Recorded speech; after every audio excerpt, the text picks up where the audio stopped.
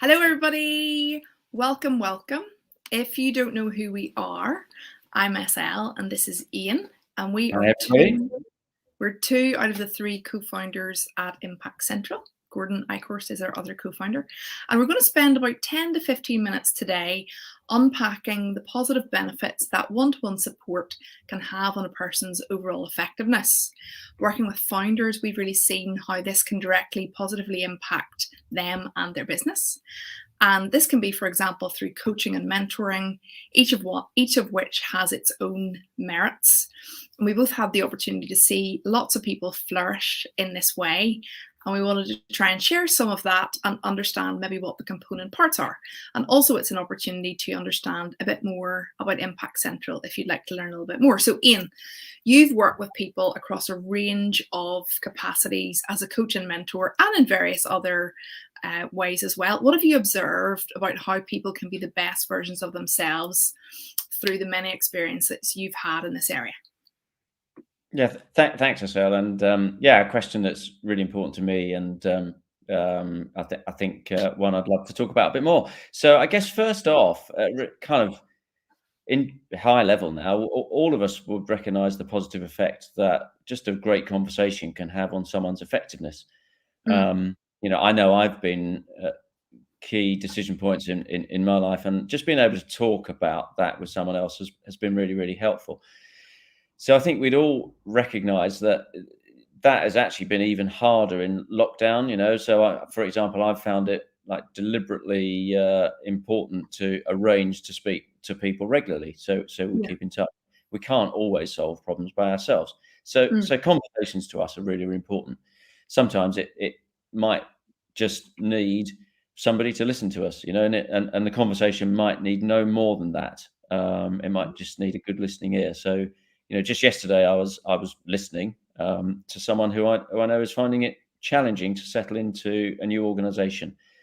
She told me afterwards that just to have someone away from the situation listen to her was really, really helpful. So I guess beyond that, the situation, like a conversation, as we say, could benefit from something where there's greater participation than just being a good listener. So that's why a mentor or a coach might really prove invaluable.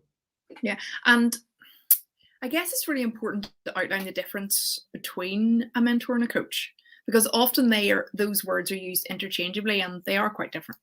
Right. Yeah, and to be honest with you, SL, a lot, people have different views and different definitions of these, what they mean to people. What I've kind of grown to recognize, I guess, is a mentor. First of all, a mentor tends to draw from their own experience in a particular situation and might suggest a specific approach or a particular way forward. So they might be active in suggesting that. Just drawing on, we've seen this with a founder on one of our Impact Central programs, where a mentor was able to give like really instructive, informative, and relevant input on how one of the founders who was on the program was able to organize their priorities and really enable them to focus on the key important jobs. So that's a mentor, kind of a specific input. A coach, I guess, on the other hand, coach tends to have, I guess, more of a questioning style, maybe working with the individual to support them in arriving at their own ideas in how to progress. So drawing the ideas out of the individual who's looking to develop and progress. So, for example, I've seen in coaching someone fairly senior, actually, in developing their impact in key meetings and in relationships with senior stakeholders. Actually, this person had all the answers inside them, and it was just through a coaching type conversation that enabled them to draw those conclusions. And I suppose that is really it. We're all wired really differently, aren't we? And how we interact with people is really different. And sometimes we need someone to help us position things in a different way. And we're really fortunate to work with Giant, our dear friend Steve Cockram, and he has this framework called the 5 Voices, which helps people to unpack their different leadership styles and how they interact with people. And if you're not familiar with the 5 Voices, the 5 Voices are pioneer, connector, creative, nurturer, and guardian. And you'll be pleased to hear that Ian and I are very different in this regard. And this is what makes us a great team. So you need people of different voices within your team to ensure success of the overall team. And they're really just descriptors of our preferred style of communicating and interacting with people. That's right. And the way this particular model works is that each of us tends to have two voices that come, I guess, more naturally to us than some of the others. How that happens, that's could be through nature, you know, how things we're born with, could be through nurture, what influences have we been exposed to as we've grown, and thirdly through the choices we make. So nature, nurture, and choices. So as you say, SL, we're quite different. So my two main voices, firstly, against those five that you listed, I'm kind of the guardian in our team. So personally, I feel most comfortable making sure that we as a team are all on track and heading in the right direction. My second voice that I'm comfortable with is being a nurturer. In other words, absolutely suiting what we're just talking about. Focusing on how others can best achieve their own potential. USL, as you say, you're featuring a couple of the other voices, aren't you? Yeah. So my strongest voice would be connector, right? Which means that I'm really passionate about finding connections between people and organizations. That just sets me on fire and gets me really excited. Right. And then nurture stroke pioneer, which is a bit of an odd combo to come next, but those would be my second strongest voice. So I'm really happy out there charging in front in terms of setting the vision or what I think the future could look like. And then nurture, obviously, I really care about relationships and ensuring that people are doing well in what they're doing. So yeah, and I think the benefit of recognizing that you need those different voices within a team helps a team to be stronger. And we also often need a little bit of help accessing the other voices that are less natural to us, but necessary to enable us and our businesses to flourish. And I suppose this is where coaching and mentoring play a really big part. Oh, sure. Yeah. So you know, take as an example, I've seen, so take Pioneer, which was one of the other voices. So, someone, I guess, whose most comfortable style is to drive a team on, perhaps to achieve a desired outcome or a particular goal, driving the team on. And I've seen how coaching somebody with that predominant voice, that individual was able to develop their nurturing style and their nurturing voice, which didn't come as familiarly to them, so that they could actually bring others along with them in the team. So leading from the front and bringing others as well. So coaching was a real benefit there. And can you maybe tell the good people that are watching live or watching this on record, how we've tried to build this into what we do at Impact Central, and actually more importantly, why? Right. Because we wanted to do this a bit differently, and that's been very intentional on our part. Yeah, for sure. So our core accelerator program for founders, particularly focused on those who want to feature impact in their businesses, social or environmental. It's a 6-month program, but throughout that, we think it's really, really important to build one-to-one support. I mean, you say why? We're fundamentally all about positive impact and commercial success, those two going hand in hand together. And what we believe in passionately, what we've seen evidenced already is that one-to-one support can have really effective outcomes, both in terms of impacting more widely and in terms of commercial success, sustaining and growing their businesses, scaling to the future.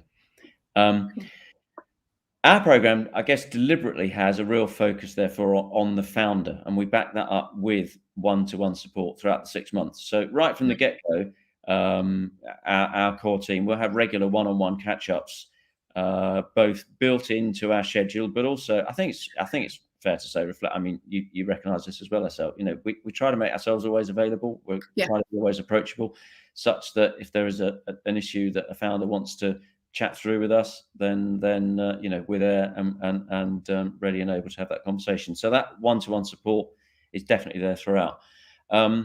early on in the program, we do introduce each of the founders to a coach, and the coach is able to work with them in the first instance over quite a tightly defined period to maybe look at some of the objectives and some of the issues that are going on for that founder away from the program, just to see that they're able to approach this particular 6-month chunk in the most positive way.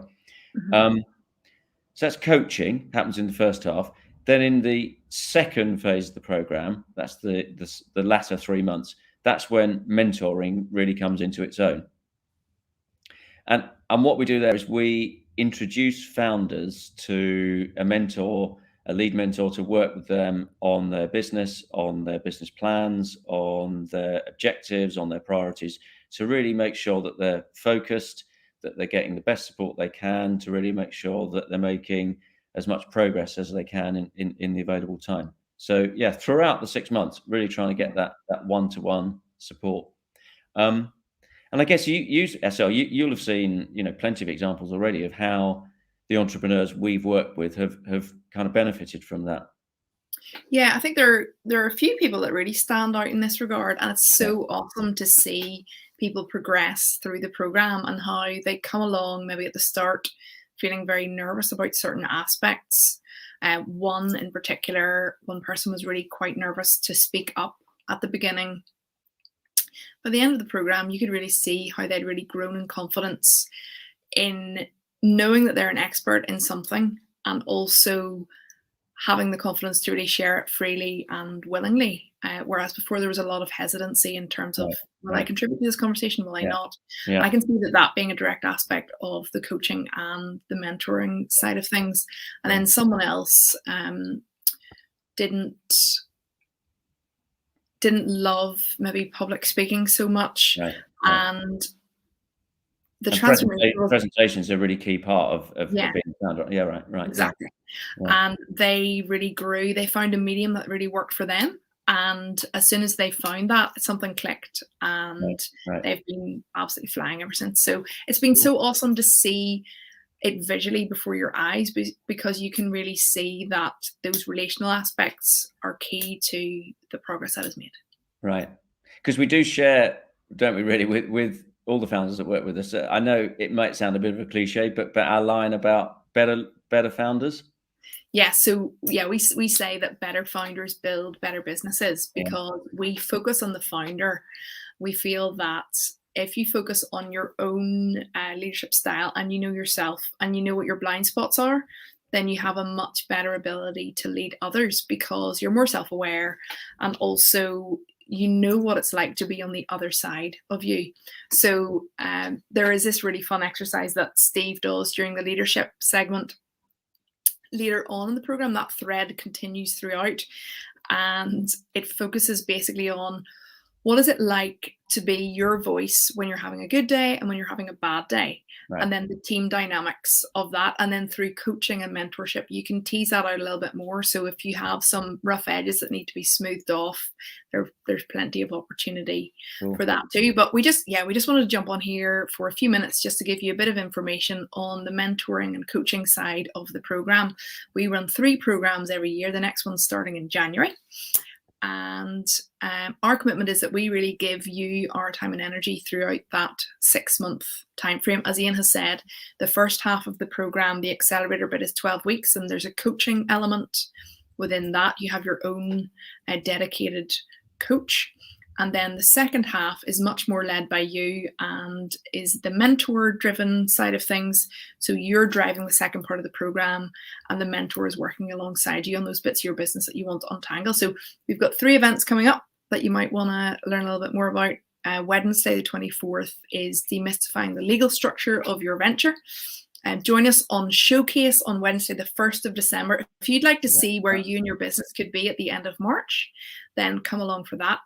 And then just if you need something else to help tip you over the line before you submit your application, then on Thursday, the 2nd of December, we have a Meet the Founder event where we allow you to ask any question you want to our founders. And we've told them to just answer honestly. They're not prompted in any way. They just share their experience of what it's been like to be in the program. So thank you so much for joining us. Thanks, Ian, for your time. Appreciate it. You're very welcome. Lots of info there you gave our good friends SL. Where can they go just to check that out? So what I'll do is I will drop links for those events into the channel. So if you're watching this on Instagram, I'll drop it in Instagram, LinkedIn, and Twitter. I'll drop it all in those different channels. All right, take care. Have a great weekend, and see you soon. Bye.